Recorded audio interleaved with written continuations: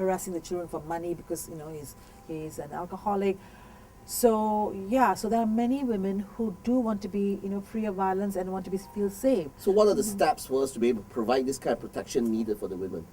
Do we work with the police, or the police have to set up an entity, a shelter? What needs to be done? It is the legal coordinated. system. The legal system. It's not just the courts. It's not just the police. It's also the AG's chambers, the investigating, those who actually, those who take the police report, investigation, the welfare support, and then when they finally go to court, is the public prosecutor doing a good job? How are they getting evidence to make sure that the perpetrator is brought to court and is charged? The conviction rate is very low. It's really what I would call a coordinated response.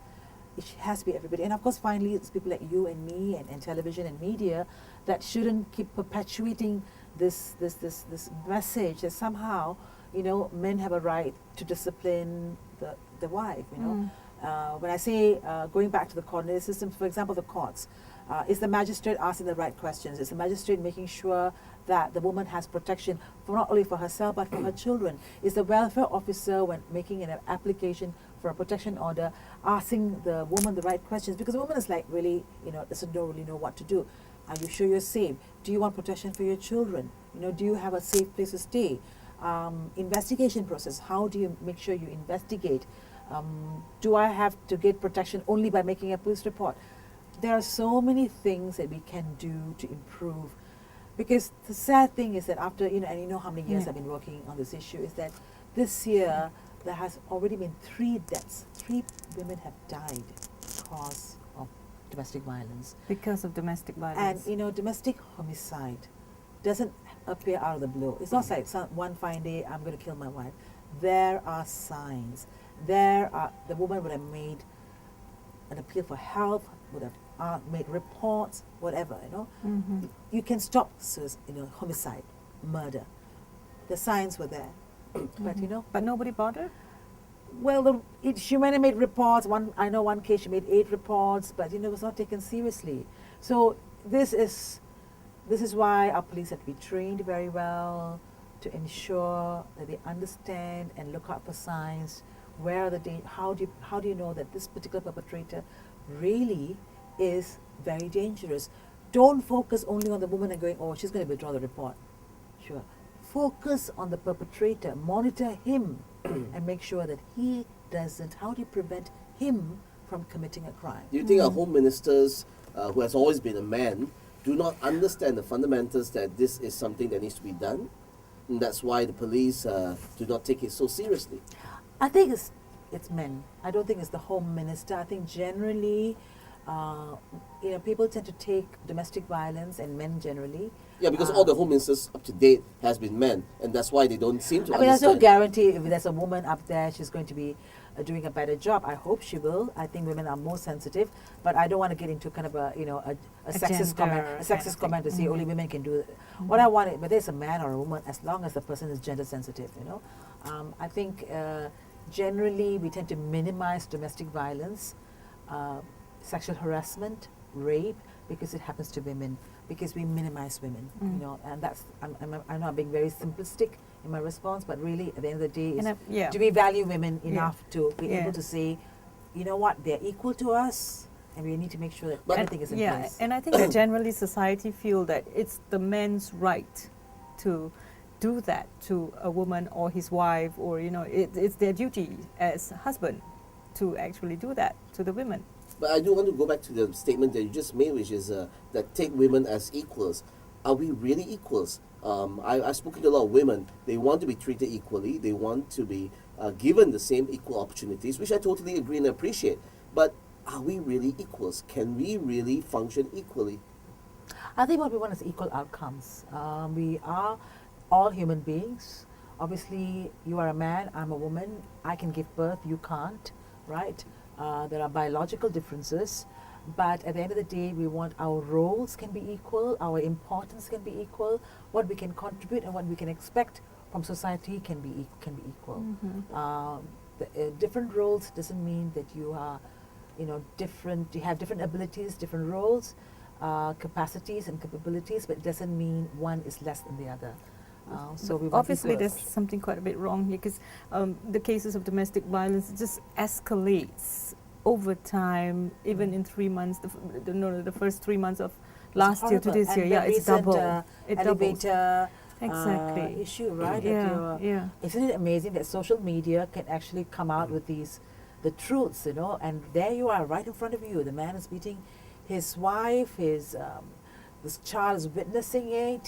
Then he goes to court and he's smiling and waving at everybody, and behaving as if what he did was nothing wrong. That's right. Has this yeah. got to do with religious behaviors or religious beliefs that the man is stronger and more powerful, and the women should submit to the man's All needs and culture, demands? all And you've been culture. called a Yeah. busybody many times by the religious parties where you're This is the talking thing, I was about. like, oh no, it's her again. Yeah, I mean, why do you get into the religious party of? There was a case where 18 years and belows were asked to get married as long as they get the consent of the Correct. family. Yeah. And you got into the picture as well. Why are you getting Yeah. yourself into all this thing when is Ivy Josiah too big, too great, too grand, and speaking too much? I really do hope I'm speaking the truth. Yeah. I'm a women's rights activist. For me, when I see injustice, whether it's for a man or a woman, but especially when it is a girl or a woman, I feel outraged. I feel enraged, and I think I want to do something about it. I don't want to just sit and complain about it, and while sipping your tea or coffee, I want to do something about it. I think we need to be very careful when we say, is it religion? It's not religion. It's the interpretation of religion and culture, obviously. I think society has been constructed in a way which is what we say is very patriarchal. That means man on top, women, have to follow. And when you look at any religion, it's always been, the interpretations have been, women cannot do this, women cannot be priests, or women Exactly. cannot take Holy Communion if they have their period, or women are lesser somehow. So I think, but with time, when people reading the scriptures have come back to say, wait a minute, it doesn't say, God never said this. It never actually said that women are not equal. So it's the interpretation. At the end of the day, it's about power. It's about people who want to have power, and they will do anything to keep other people, the masses, ignorant. Every step of the way, women had to fight for freedom, had to fight for rights. Yeah. It was never given to us, the right to vote, the right to education, the right to equal pay. We got to Because fight for that. we had to keep fighting for it, because it would mean we were threats. We were like, what? No, you don't take my space. So it's really about people wanting to have power, and therefore, if you want to have power, you keep people uneducated, ignorant, and behind. And like I said, when I say that, I even mean civil and political rights, the freedom of expression. We are seated in this, the studio, hoping to speak very freely and frankly, because we can, because it's the internet. There's no controls over the internet, right? So you feel freer. I want to be on national television speaking in Bahasa Malaysia to the rakyat about this kind of things, but I'll never get a chance, will I? Because you know what? We cannot actually educate the masses, because oh my God, if they really knew the truth, maybe they may not like people in power.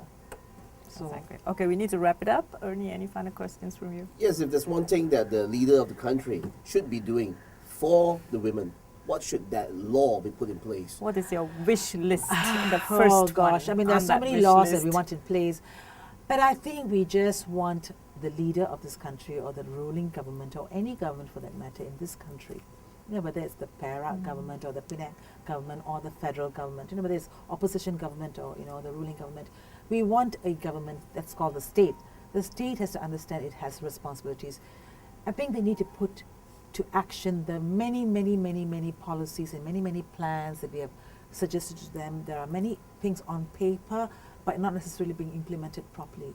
I think the ruler of this country, no, not the ruler, the leader of this country, although I feel sometimes they are rulers, the leader of any country, and especially this country, has to understand discrimination. I would love for the cabinet to go through a 5-day training course on what is non-discrimination and what do we mean by gender equality. Let's start with that. They need to imbibe and accept these concepts first. Oh, great. That you're talking about the Malaysian Parliament? At the Parliament, but let's start with cabinet. Let's start with the ministers. Let's start with the people who are irresponsible. At the end of the day, these are the individuals who are irresponsible for, making sure that policies are in place. I mean, we have enough laws. It's a question of how you implement the law. Sure. And Right. with the right attitude, of course. Yeah, it's the attitudinal change which is the biggest challenge. You Mm. need to change the attitude. You need to, not to say, oh, of course, but you guys are equal, but women are equal, and not understand that the reality, the lived realities of women is that we are not equal, that we suffer discrimination, that we are still getting the short end of the stick. More Right. for the women, definitely. Thank you so much, Ivy. Thank you. I hope we have covered everything we that we will wanted to cover. We definitely just talk from the again. tribunal right up to women's rights. Yes. Okay, and this tribunal is happening, right?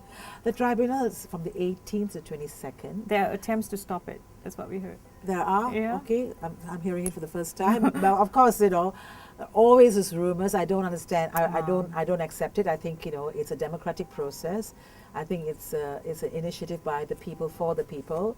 I think it's important to give people the space to be able to come and say this is what they think is wrong with the electoral process. We are looking to see how we can change the institution. It's systemic changes. We're not looking to change the results of the elections. No, we're looking to see how we can improve the electoral system. So if there are any attempts to stop it, that would be sad and unnecessary. Not to mention, it is also, a violation of our human rights, our right to be able to express ourselves. Undemocratic. Thank you. Undemocratic, thank you. Yes, that Yes. too. Yes. Thank you so much.